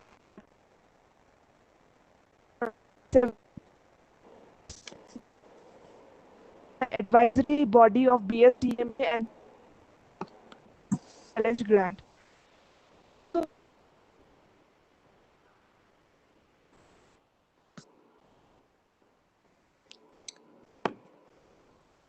Hello, hello. Yes, sir. You are audible. Firstly, sir, Yeah. you are audible. Okay. Thank you, everybody. I'm probably at the odd time before lunch. Trying to speak something which might sound pretty boring, but nevertheless, this being a digital media, digital webinar, and I think we'll have our own comfort zones to listen or not listen.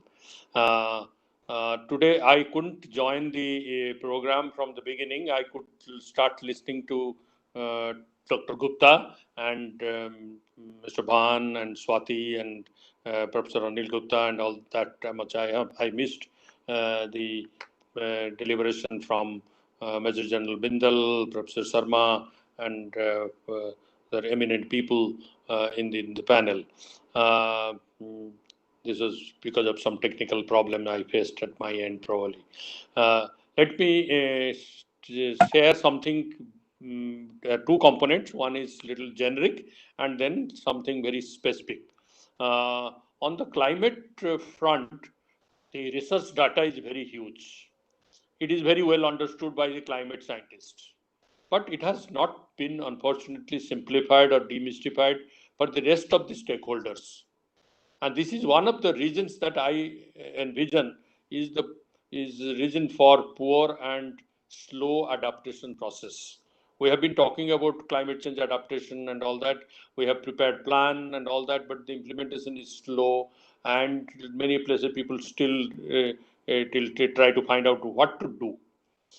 And the same is the story also in disaster data.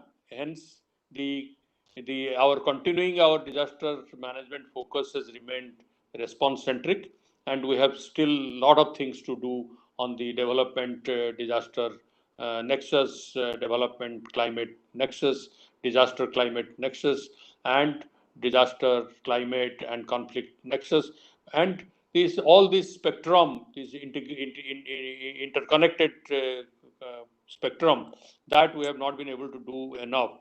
Although the government, I think the government of India has it in its policy declared some 10, 15 years back that disaster management is an integral part of the development planning process. So we have not been able to do enough. So therefore, I try to find out that why it is happening. So then I start hypothesizing that the data management is very critical. Once I was talking to some administrators, they said that for planning, we need some data information, and many times it is quantitative and qualitative.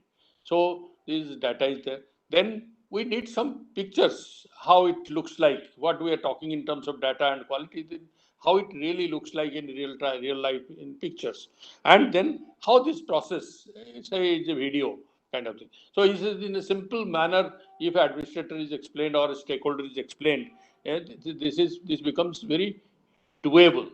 So there's a process of demystification. That gentleman is a management professional and now is an administrator. He was trying to explain that this is the way we have to really demystify the technology, which is becoming more and more complex.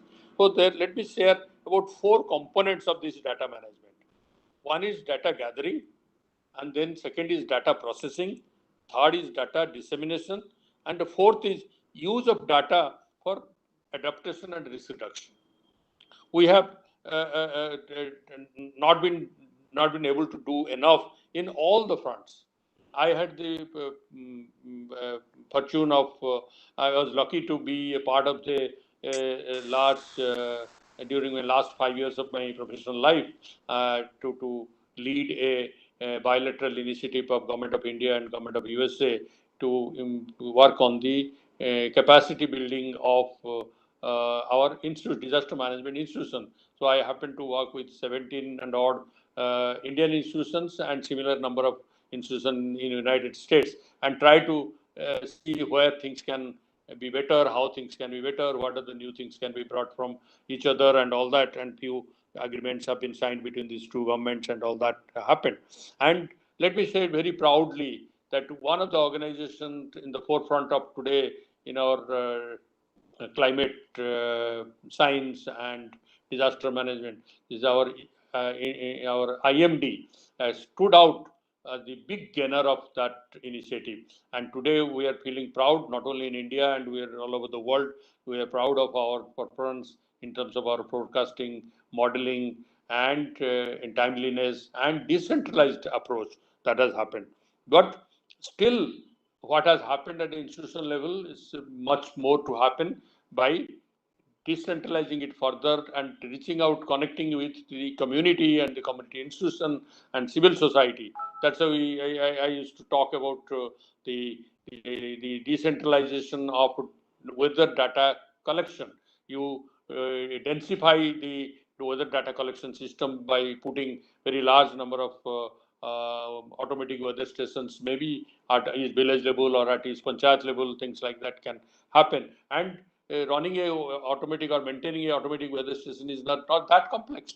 And some states like in Andhra Pradesh, it has been happening, and many other states they are also planning to do that. And that's going to change the complete the weather data collection system in a big way. And that level of data collection will be able to help the processing of data much better and creating better models and all that kind of thing. So those are some of the things that I wanted to say in a generic problem. Now let me come to very specific. This data management and data collection or data presentation can now become much impacting by use of technology. That's why I'm talking about a techno-humanitarian approach kind of thing. And the other day I was discussing this approach with the then Secretary of the Government of India in the Rural Development, and he said that what you are telling is going to change the whole the culture of development governance. So it's not only going to help only the disaster management, it's going to help the development governance as a whole. And this is what I'm going to say about use of unmanned aerial vehicles, artificial intelligence, machine learning, and Internet of Things. These technologies so fast improving, and so many people are working on this, so many institutions are working on it, and these things are going to completely change the character of our data collection, data management, data processing, and in the process, our planning can improve, our implementation can improve, our monitoring can improve. We can even see the impact in a much clearer and visible and understandable form. And therefore, let me share with you that in a pre-disaster, suppose you use, when I talk about these unmanned aerial vehicles, there is nothing but in common language, it's called drone. In the pre-disaster situation, if you fly a drone, you'll be able to see, suppose we are saying the flood is happening because of the breaches in the embankments. Suppose in the pre-flood season, if we fly a drone across along the sides of the embankments in the flood plain, we'll be able to know where the drones are weak, the embankments are weak, what are the potential breach points, we can see that. And we can see all the high-rise locations where people can go and take shelter during a flood, kind of things that can. Like that, there will be many more things. There are, you list out, it will go for more than 1 hour to list out the things. Only I gave an example of this embankment to bring uh, uh, assessment is important. Then during disaster, when you fly a drone, suppose the flood is taking place and fly a drone, you can see where these people are trapped, where the rescue services are needed, where the problems are much more, where the essential services are to be provided and all that. All these things can be done during this. And then as the flood recedes, you can do again fly a drone and do a comprehensive mapping to get something very important, that how this flood has damaged my environment. So that we call rapid environment impact assessment. There are protocols how we can do this. When you see that in this area, the flood has created this kind of environmental impact, and therefore the action can be initiated. And this is the way the embankment bridge has taken place. The repair work can start. This is the how housing have been destroyed. This and this agriculture has been destroyed. My fishing yard is destroyed. My the other infrastructure, public and private infrastructure, has been destroyed.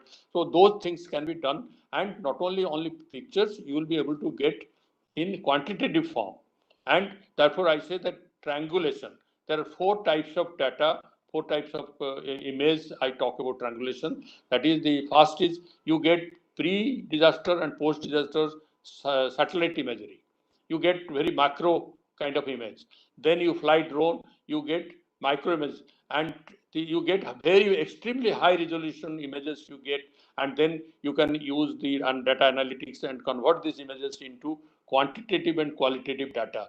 Number of houses, number of boats, the area of the agriculture, the horticulture area, the mangrove, each element that called the feature, in their analysis they call it features. So each feature can be and analyzed in quantitative form, and the technology is fast advancing to do that. So applications, you can make pre-disaster, disaster surveillance, and a post-disaster assessment. That's going to change the whole landscape of the recovery planning and the preparedness planning, the mitigation measures. All these things can happen. But how do we do about it? The conceptually is all right. Then the idea. Then from idea you get into proof of concept, and then you that proof of concept you'll do a trial, pilot in different contexts, in cyclone context, in flood context, in drought context. You will take these pilots and you create data and create evidences, and then it's good and it is helping me, and then let's go for scale up. But how, this is the continuum of the development and application of technology. But then how it done, how it is to be done. When you go and say that, okay, like we are working very heavily on this. I'm also working with several national organizations, international organizations, and all that, like the technology for agriculture, technology for water, and technology for health, and technology for risk reduction, climate change, and disaster management. So here we got, then we got the proof of concept. Then we said, okay, let's do some trials. Then when you go for trials, you ask the government, because the biggest beneficiary of this among the stakeholders, government is a key beneficiary, key stakeholder. So you go and talk to the government. Government always say where it has been done. When you are saying that it is a technological innovation, it's a management innovation, then why you are looking for where it has been done? If you are convinced about the logic and convinced about the proof of concept, you should take the risk of making a trial. You have to you make an investment to make a trial. So government is very, very shy of dabbling with any innovation and all that, and they'll say that where it has been done.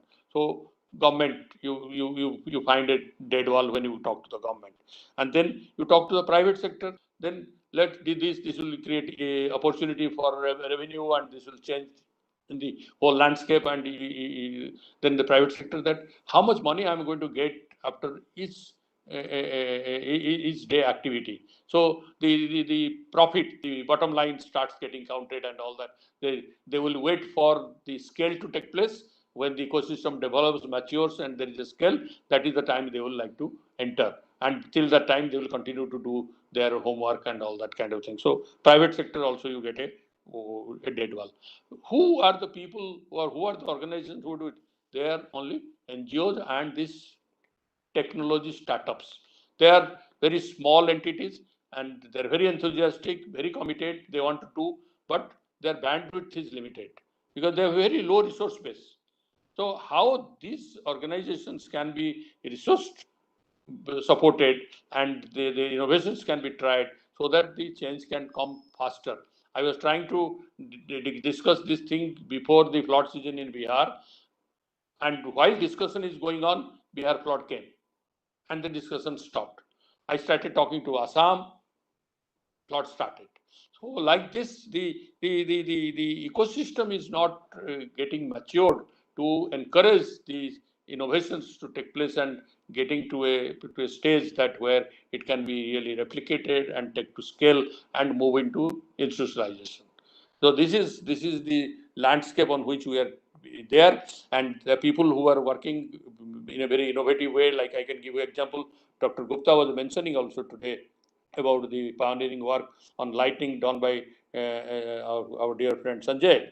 I'm also one of the persons who inspired the formation of that organization and that entity to work on this kind of incident. But everybody appreciates the work.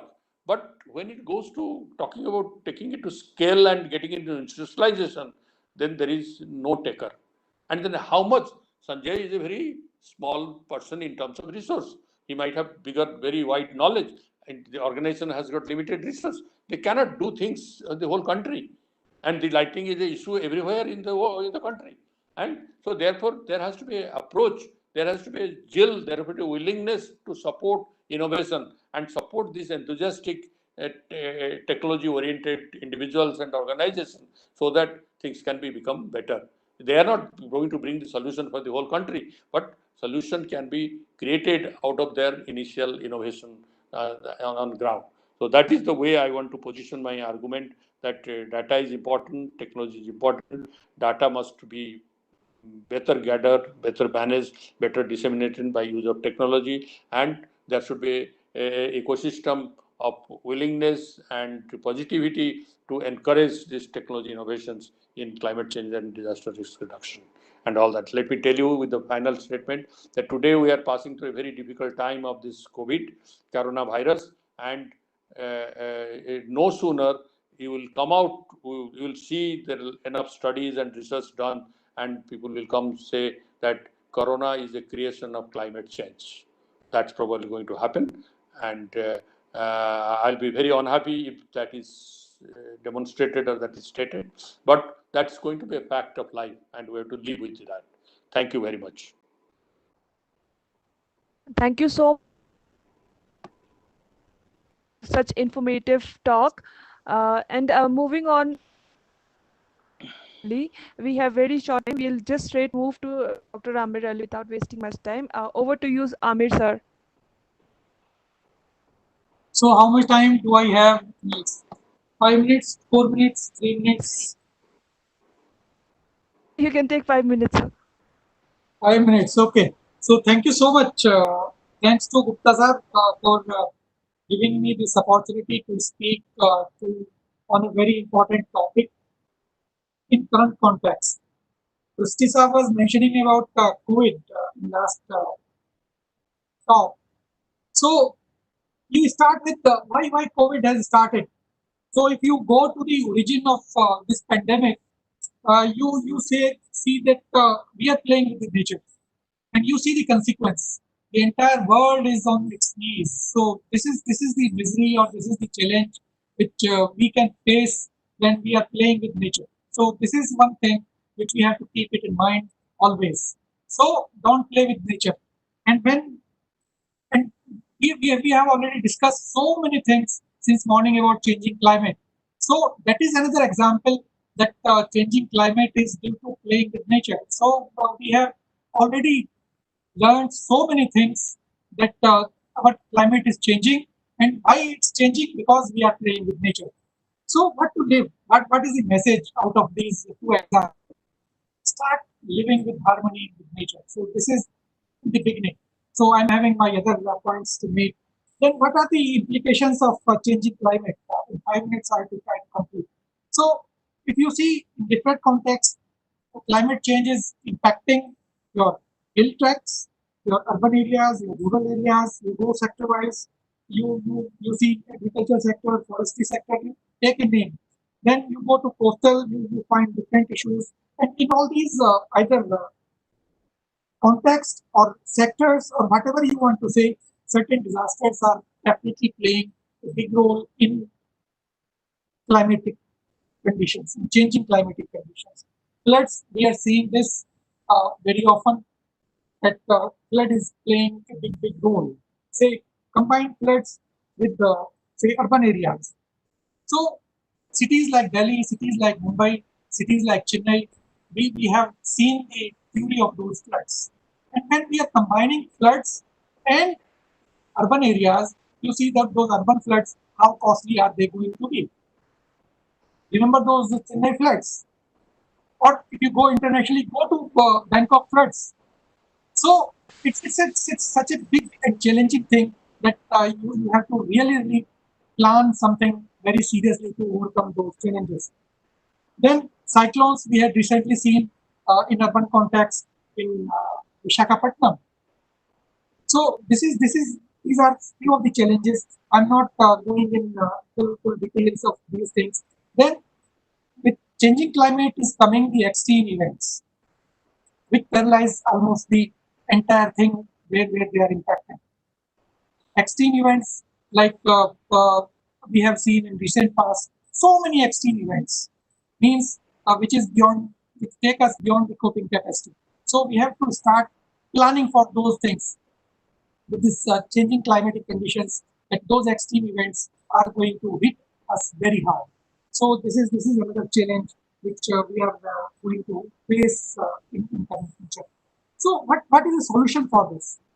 The solution is, let's try to make the community understand the issues involved in managing this. And here comes the importance of this topic of the webinar, popularizing climate science for public safety. So unless we are involving communities to understand how climate science is impacting us and what changes we can make, is we can't do it. And many speakers have already mentioned that a mainstream climate science. This is the mantra. Unless you invest in mainstreaming climate science in different facets of life, different sectors, different contexts, we are not going to achieve the thing. And adaptation is the key. So you have to adapt to live with changing climatic conditions. Many communities have already learned, and many are going to learn this. Unless we do it, we achieve the 100% adaptation. We are not going to get successes. So how to do it? Like you see the example how social media is playing in popularizing, say, early warning for cyclones. So we have seen in recent cyclones that early warning is moving very fast with the use of this social media, or say media.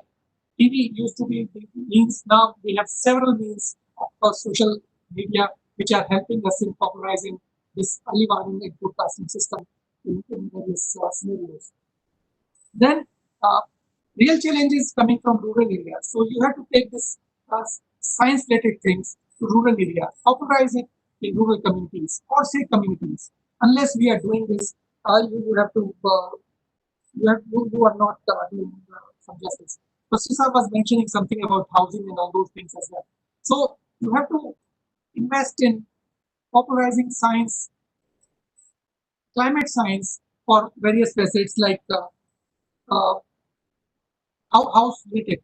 So in winters you need a lot of heating. So how to insulate, how to use that already available energy in the system. So these things need to be brought to local level. Then you have to use of material for changing climatic conditions. Emphasize on use of local material, using local technologies. Those are going to play a big role in mitigating the impact of climate change in our context. So these are the few things which I just want to emphasize within the given time limit from me. So the thing is, another important aspect which I just want to cover is just touch upon is invest in our next generation. So unless you catch the next population young and familiarize them with the changing climatic conditions and our this climate science things, we are not going to justify it because they are living with they are seeing, they are observing these changing climatic conditions. So we have to start investing them. We have to inculcate so many that understanding among them so that they can uh, take this message forward to popularize the climate science when they are going to be responsible citizens. And we have to use formal means, informal means. So we have to start investing more in how to popularize in related to this climate science things. So these are a few of the things which I want to say. I just want to conclude by saying that for popularizing climate science among the masses, you have to incentivize it, build the capacity. So unless we build the capacity in various facets of our everyday life, we are not going to justify it.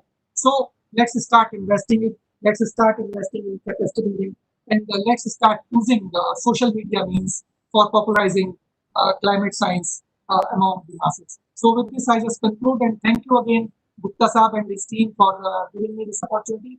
I understand that due to time constraint, it's very difficult when we have so eminent, so much of eminent panel of eminent speakers. It's very difficult to continue the time. We are already running almost 1.5 hours late. So thank you so much, Gupta Saab. It's always a pleasure to work with you, and it's again thank you for providing this opportunity. I hope things are under control for management as well. Thank you so much. Thank Now I would request Professor Anil Kumar Gupta to propose a concluding remarks, sir. Thank you, Thinless. Thank you all the dignitary speakers and panelists. And our executive director Bindal Saab is also joining, so he will also say a few words as closing remarks. He will be joining soon. Thinless, please see if he has any technical issue.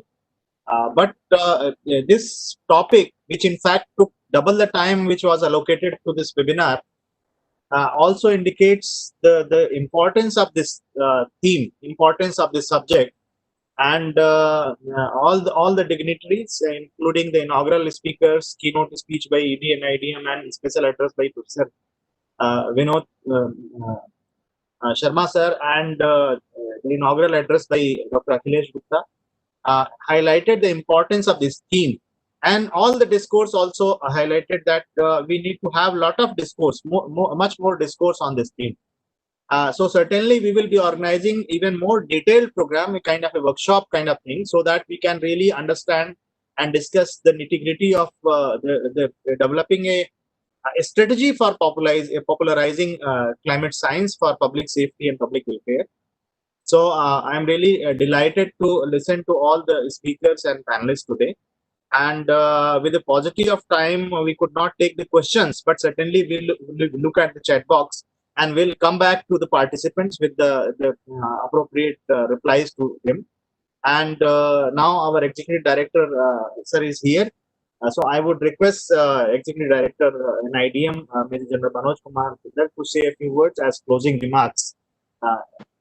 Over to you, sir. Thank you, Professor Anil Gupta. It was a very interesting webinar. I listened to the whole thing, and it was a great learning because all the speakers were experts in their own field, which itself gave us so much of knowledge and so many practical tips that we got. And the aspect that I was stressing upon, connecting the climate scientists with the community in a plain language, those aspects were also brought out loud and clear. So there are many ways we can actually go ahead in this whole thing. And I think the report of this webinar will go a long way and there is a need to conduct such webinars again, wherein we can go sectoral for each of the 5-6 priority areas which have been referred by one speaker, or which was there as per the Ministry of Earth Sciences report also, and we can ensure that how it can reach the last mile. So with this, I thank all the participants and all the speakers for a very nice webinar, and for asking too many questions which were very relevant, and giving a good maintaining the discipline of the webinar also, because otherwise the speaking part, unmuting part, this.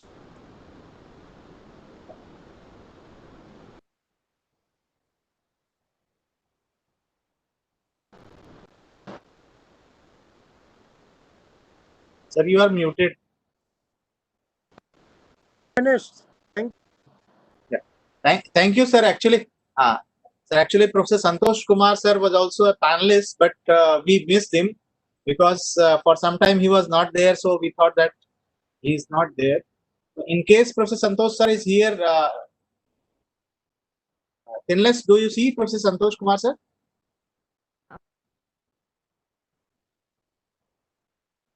Okay. Then with concluding remarks from ED and IDM, we close this seminar, and certainly we will have a series of dialogue on this subject because the subject is very important. And thank you, Professor Vinod Sharma sir. Thank you all the panelists. Thanks to Dr. Akhilesh Gupta for gracing this occasion, and all the participants who joined this webinar. And greetings to Thinless and the team for making this program a success. To Mani, to that Balaji. itself shows the importance of this whole training module that we are developing. Yes, sir. So that will be good insight for the module also. So, and to the entire team from NIDM, I'm thankful for the join and support. Thank you. Thank you.